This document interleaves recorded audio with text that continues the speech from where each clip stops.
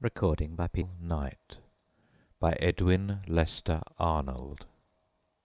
Only he who has been haunted by a dream, a black horror of the night, so real and terrible that many days of repugnance and effort are needed to purge the mind of its ugly details, can understand how a dream that was a fact, a horrible waking fantasy, grotesque and weird, a repetition in hard actuality of the ingenious terrors of sleep, clings to him who, with his faculties about him and all his senses on the alert, has experienced it.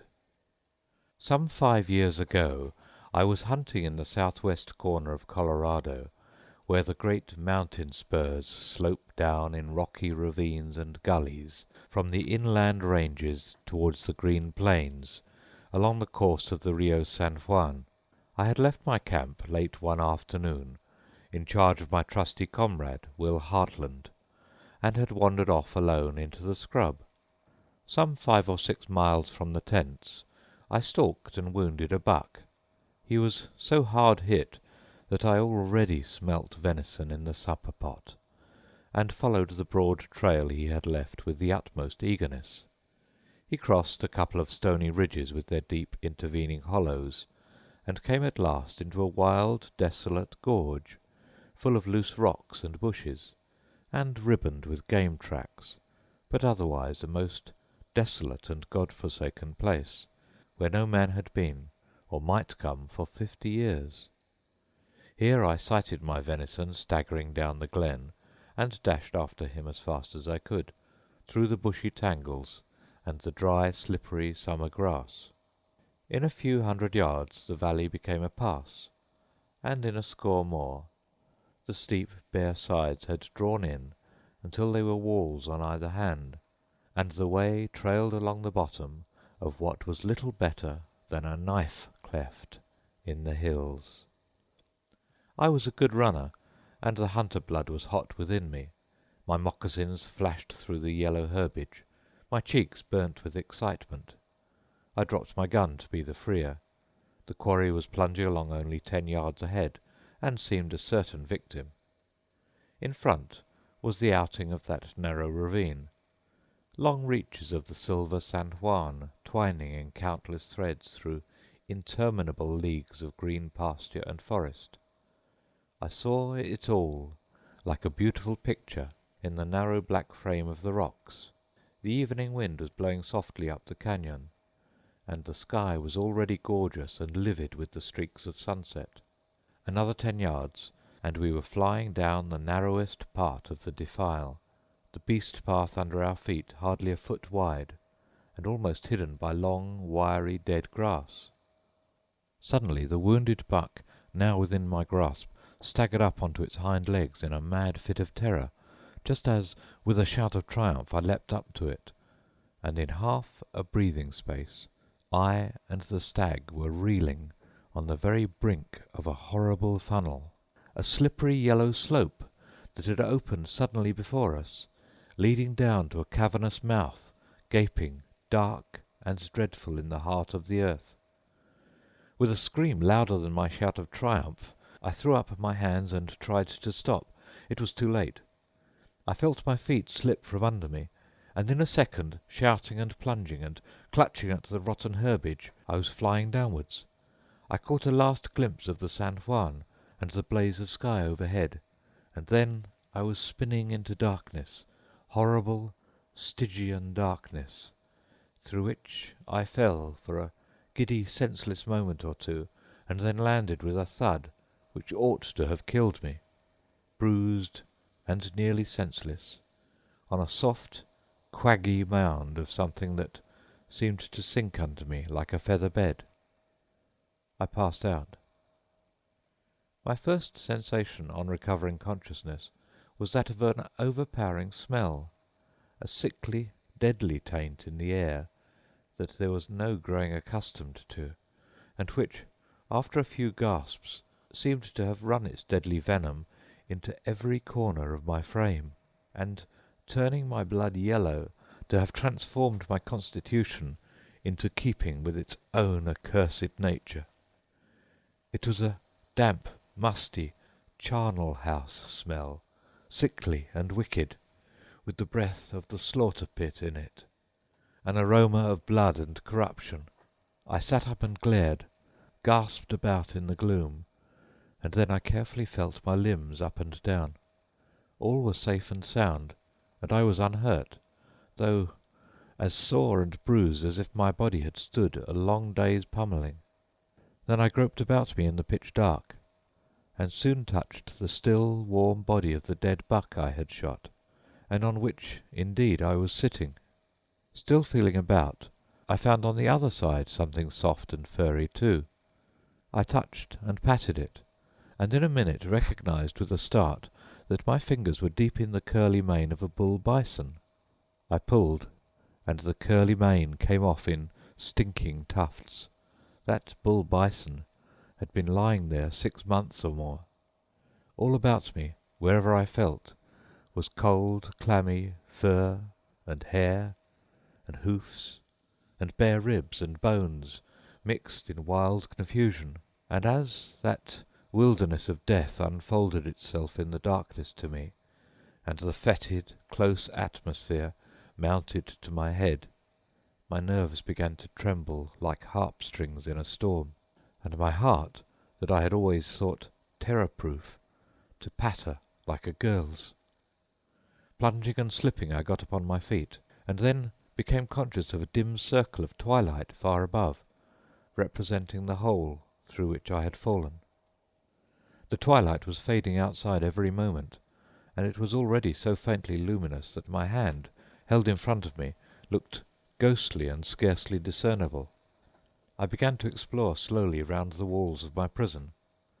With a heart that grew sicker and sicker, and sensations that you can imagine better than I can describe, I traced the jagged but unbroken circle of a great chamber in the underground, 100 feet long perhaps, by 50 across, with cruel, remorseless walls that rose sloping gently inward from an uneven, horrible floor of hides and bones to that narrow neck far overhead, where the stars were already twinkling in a cloudless sky. By this time I was fairly frightened, and the cold perspiration of dread began to stand in beads upon my forehead. A fancy then seized me that someone might be within hearing distance above. I shouted again and again, and listening acutely each time as the echoes of my shout died away, I could have sworn something like the clash of ghostly teeth on teeth, something like the rattle of jaws in an ague fit, fell on the silence behind. With beating heart and an unfamiliar dread creeping over me, I crouched down in the gloom and listened.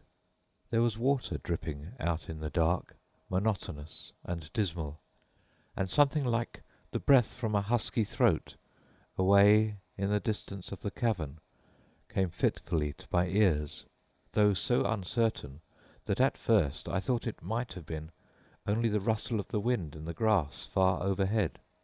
Again, mastering all my resolution, I shouted until the darkness rang, then listened eagerly with every faculty on stretch, and again from the dimness came that tremulous gnashing of teeth and that wavering, long-drawn breath. Then my hair literally stood on end, and my eyes were fixed with breathless wonder in front of me, for out of the remotest gloom, where the corruption of the floor was already beginning to glow with pale blue wavering phosphorescent light as the night fell, rose, glimmering itself with that ghastly lustre, something slim and tall and tremulous. It was full of life, and yet was not quite of human form, and reared itself against the dark wall, all agleam, until its top, set with hollow eyes, was 9 or 10 feet from the ground, and oscillated and wavered, and seemed to feel about, as I had done, for an opening, and then on a sudden collapsed in a writhing heap upon the ground, and I distinctly heard the fall of its heavy body as it disappeared into the blue inferno that burnt below. Again that spectral thing rose laboriously, this time many paces nearer to me, to twice the height of a man, and wavered and felt about, and then sank down with a fall like the fall of heavy draperies, as though the energy that had lifted it suddenly expired. Nearer and nearer it came, travelling round the circuit of the walls in that strange way, and, awed and bewildered, I crept out into the open to let that dreadful thing go by, and presently, to my infinite relief, it travelled away, still wavering and writhing, and I breathed again. As that luminous shadow faded into the remote corners of the cave, I shouted once more, for the pleasure, it must have been, of hearing my own voice. Again there was that gnashing of teeth, and the instant afterwards such a hideous chorus of yells from the other side of the cavern, such a commingled howl of lost spirits, such an infernal moan of sorrow and shame and misery that rose and fell on the stillness of the night, that for an instant, lost to everything but that dreadful sound, I leapt to my feet with the stagnant blood cold as ice within me, my body pulseless for the moment, and mingled my mad shouting with the voices of those unseen devils in a hideous chorus.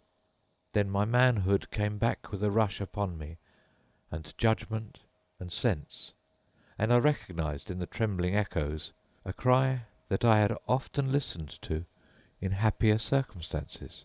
That uproar came from the throats of wolves that had been trapped like myself. But were they alive? I thought, in fascinated wonder, how could they be in this horrible pit? And if they were not, picture oneself cornered in such a trap with a pack of wolfish spirits. It would not bear thinking of. Already my fancy saw constellations of fierce yellow eyes everywhere, and herds of wicked grey backs racing to and fro in the shadows. With a tremulous hand I felt in my pocket for a match, and found I had two, and two only. By this time the moon was up, and a great band of silver light, broad and bright, was creeping down the walls of our prison. But I would not wait for it. I struck the match with feverish eagerness, and held it overhead. It burnt brightly for a moment, and I saw I was in a great natural crypt, with no outlet anywhere but by the narrow neck above, and all chance of reaching that was impossible, as the walls sloped inwards everywhere as they rose to it. All the floor was piled thigh-deep with a ghastly tangle of animal remains, in every state of return to their native earth, from the bare bones that would have crumbled at a touch, to the hide still glossy and sleek of the stag that had fallen in only a week or two before. Such a carnage place I never saw. Such furs, such trophies, such heads and horns there were all round, as raised the envy of my hunter spirit even in that emergency. But what held me spellbound and rooted my eyes into the shadows was, 20 paces off, lying full stretch along the glossy undulating path which the incessant feet of new victims had worn, month after month, over the hill and valley of dead bodies under the walls, a splendid 18-foot python. It was this creature's ghostly rambles and ineffectual attempts to scale the walls that had first scared me in that place of horrors. I turned round, for the match was short, and scarcely noticing a score or two of dejected rats, who squeaked and scrambled amongst lesser snakes and strange reptiles, looked hard across the cave. There, on their haunches, in a huddle against the far wall, staring at me with dull, cold eyes, were 5 of the biggest, ugliest wolves ever mortal saw. I had often seen wolves, but never any like those. All the pluck, grace, and savage vigour of their kind had gone from them. Their bodies, gorged with carrion, were vast, swollen, and hideous. Their shaggy fur was hanging in tatters from their red and mangy skins. The saliva streamed from their jaws in yellow ribbons. Their bleary eyes were drowsy and dull. Their great throats, as they opened them to howl in sad chorus at the handful of purple night above, were dry and yellow, and there was about them such an air of disgusting misery and woe-begonness that, with a shudder and a cry I could not suppress, I let the last embers of the burning match fall to the ground. How long I crouched in the darkness against the wall, with those hideous serenaders grinding their foam-flecked teeth and bemoaning our common fate in hideous unison, I do not know, nor have I space to tell the wild, horrible visions which filled my mind for the next hour or two. But presently the moonlight had come down off the wall, and was spread at my feet in a silver carpet, and as I sullenly watched the completion of that arena of light, I was aware that the wolves were moving. Very slowly they came forward out of the darkness, led by the biggest and ugliest, until they were all in the silver circle, gaunt, spectral, and vile, every mangy tuft of loose hair upon their sore speckled backs clear as daylight. Then those pot-bellied, phosphorescent undertakers began the strangest movements, and after watching them for a moment or two in fascinated wonder, I saw they had come to me, in their despair, to solicit my companionship and countenance. I could not have believed it possible that dumb brutes could have made their meaning so clear as those poor shaggy scoundrels did. They halted 10 yards off, and with humble heads sagged down, and averted eyes, slowly wagged their mud-locked tails. Then they came a few steps further, and whined and fawned, and then another pace, and lay down upon their stomachs, putting their noses between their paws like dogs who watch and doze, while they regarded me steadfastly with sad great eyes, forlorn and terrible. Foot by foot, grey and silver in the moonlight, they advanced with the offer of their dreadful friendship, until at last I was fairly bewitched, and when the big wolf came forward till he was at my knees, a horrible epitome of corruption, and licked my hand with his great burning tongue, I submitted to the caress as readily as though he were my favourite hound.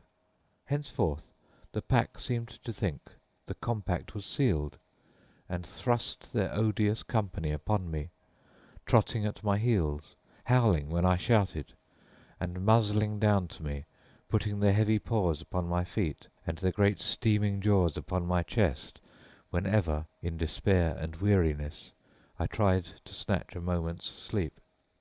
But it would be impossible to go step by step through the infinitely painful hours of that night.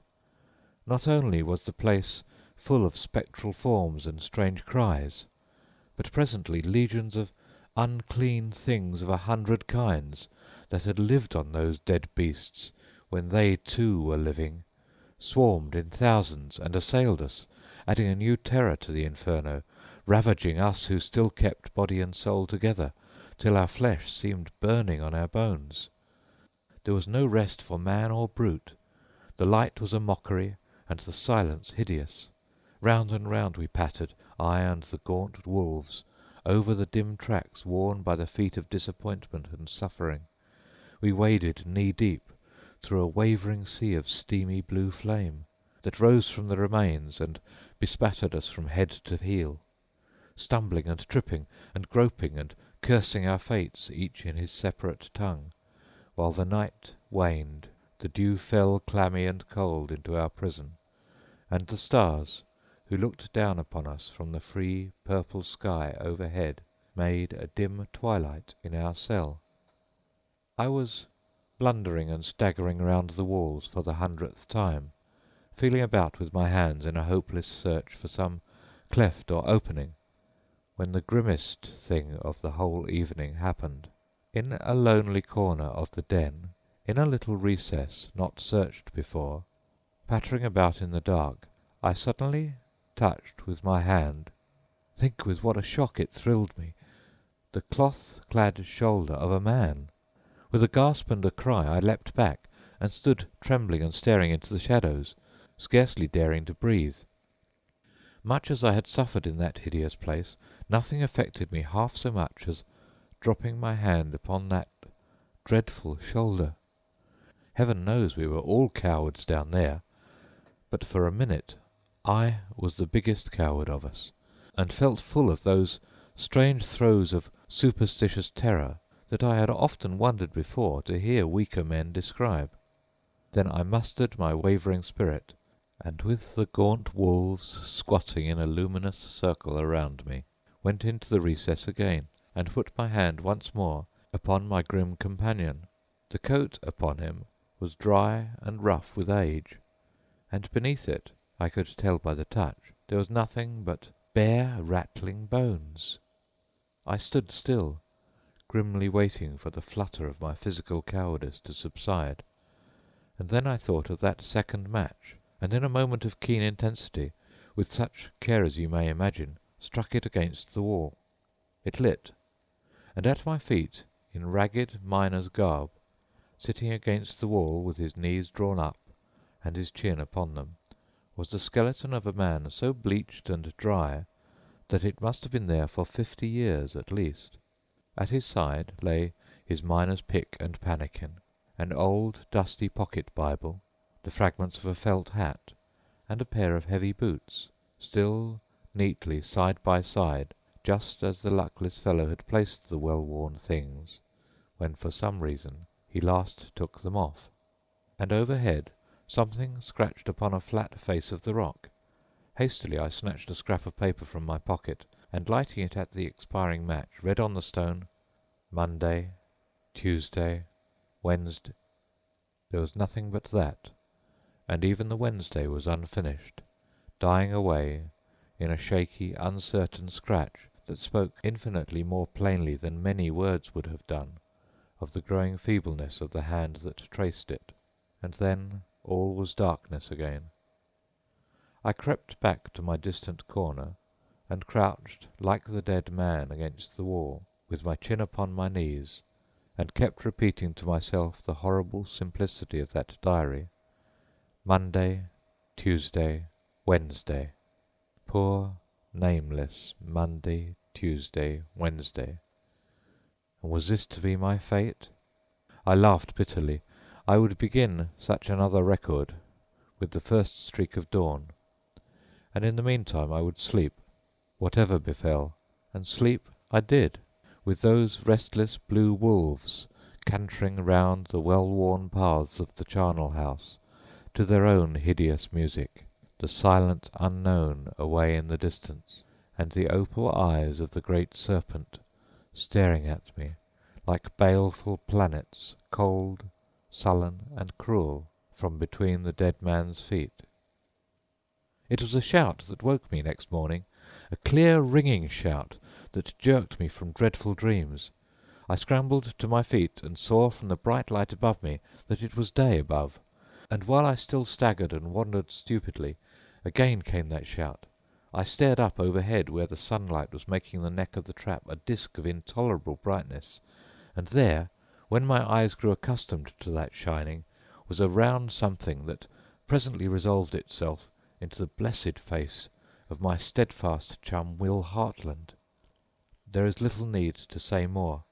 With the help of his strong cow rope at his saddle bow, and a round point of earth-embedded rock as purchase, he had me out of that accursed hole in an incredibly, ridiculously short space of time, and there I was, leaning on his shoulder, free again, in the first flush of as glorious a morning as you could wish for, with the San Juan away in the distance, winding in a sapphire streak through miles of emerald forests, a sweet blue sky above, and underneath the earth wet with morning mist, smelling like a wine cooler, and every bent twig underfoot gemmed with glittering prismatic dewdrops.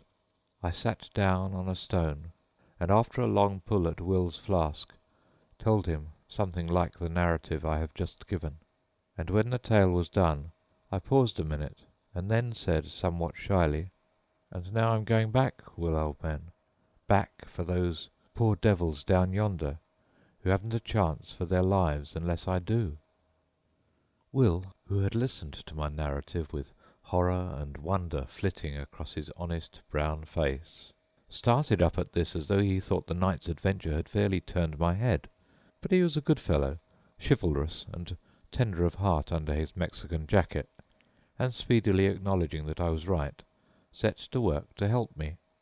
Down I went, back into the pit, the very sight and shadow of which now made me sick, and with the noose end of Will's lasso, he holding the other end above, set to work to secure those poor beasts who whined and crowded round my legs in hideous glee to have me back again amongst them. 'Twas easy work. They were stupid and heavy and seemed to have time, and when a wolf was fast, shouted to Will, who hauled some idea of my intentions, and thus I noosed them one at a time with scant ceremony, and up the grey ghoul went into that sunshine he had not seen for many weeks, until he and all his comrades were free once more, spinning and struggling and yelping, truly a wonderful sight. But nothing would move the python. I followed him round and round, trying all I knew to get his cruel, cynical head through the noose, and then, when he had refused it a dozen times, I grew angry and cursed him, and gathering up all the tortoises, lizards, and lesser beasts I could find into my waistband, ascended into the sweet outer air once more. A very few hours afterwards, a heavy blasting charge, fetched from a neighbouring mine, was dangling by a string just inside the mouth of the detestable trap, with its fuse burning brightly. A few minutes of suspense, a mighty crash, a cloud of white smoke hanging over the green hilltop, and one of the most treacherous places that ever marred the face of nature's sweet earth was a harmless heap of dust and tumbled stones.